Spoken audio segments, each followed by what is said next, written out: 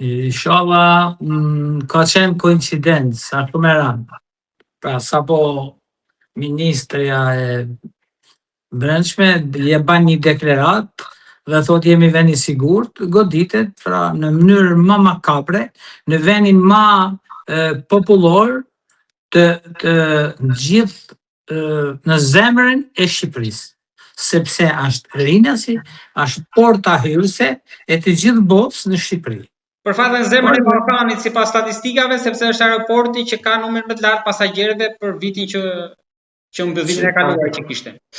Është shumë e rëndë. Megjithatë, unë ngrej shumë dyshime dhe shumë pista që edhe këto ngjarje janë lidhura me politikën. Ne themi që kur dëna me udhëtu, të nisen në një orë para, sepse në Rinas ka njëri që kalon prej trafikut. Dhe çuditërisht ndodh një vrasje dhe në këtë vrasje ndodh në këtë zemrën e Shqipërisë ku personat largohen me makinë. Kjo është e tmerrshme, është e pa tolerueshme dhe unë nuk them që ministri ose kryeministri gjithë t'japi ndërheqjen, po duhet të them që nuk kemi garanci. Kjo është shumë e rëndësishme.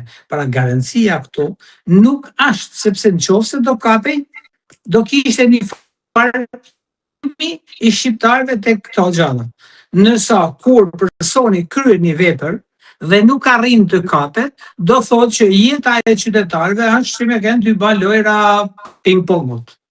Pra avokat shistoj, ndoshta mund gjasoj me ata të Santosit, që në mes të bllokut arritit të aratiset. Ai ishte me motor fakt. Ajo Santosit është krejt të ndryshe, më e lehtë, sepse kishte me mira rrugë që mund të largohej. Ajo Rinasit nuk ka as edhe një mundësi që të kaloj pa u identifiku, pa u ndalu asnjëherë, sepse është vendi që është shumë i ndërlikuar me trafik çdo herë. Vetëm këta nuk mbeten në trafik. Çuditërisht këta nuk mbesin në trafik. Është gjë krejtësisht absurde dhe e pabesueshme që kanë ikë. Edhe sikur dush me largu po do ngatrohesh me këmbë tuja dhe do të ndodhte diçka.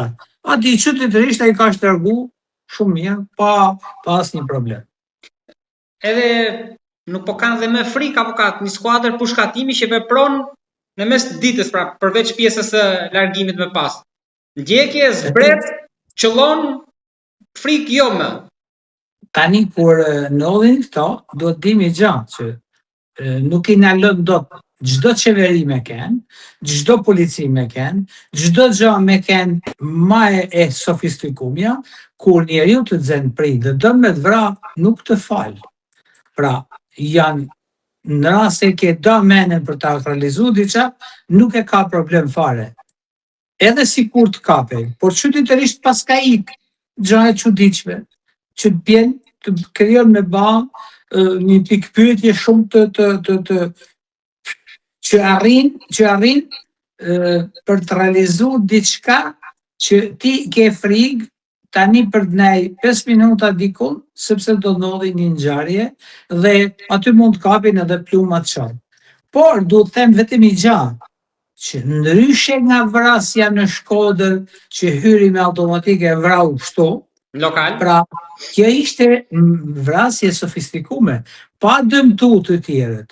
Pra, ishte direkt te shinestra. Dhe sipas disa burimeve, ai zbriti dhe e realizoi që të krijonte besimin që e ka kryer punën. Pra, kishte edhe kohë me zbrit nga makina, kishte edhe kohë për ta kryer një veprim tjetër dhe asnjë gjë nuk. Kjo është e çuditshme. Pra do të vdekur me çdo kush, pra nuk mjaftua nuk mjaftoi pra për qelluar nga distanca, nga makina në makinë, por të zbriste, ta shikonte të vdekur me sy. Avokat, po përsa i përket shoferit, ndjesin të preva? Jo, shoferit normalisht tani mban një pikpyetje të madhe, nëse ai ka qenë punojës i AMP-s apo jo. Nuk e di a është apo ka qenë. Sipas burimeve mediatike, është pjesë AMP-s. Megjithatë nuk e kam këtë informacion, por është shumë e rëndë që të flasim realitetin, edhe kjo është shumë e rëndë, që të merrej në mbrojtje, vetëm në qoftë se do ishin element pra të implikuar politika me këtë punë. Nëse politika do kishte lidhje me këtë moment, jam shumë dakord që mund të ishin, punoj sta me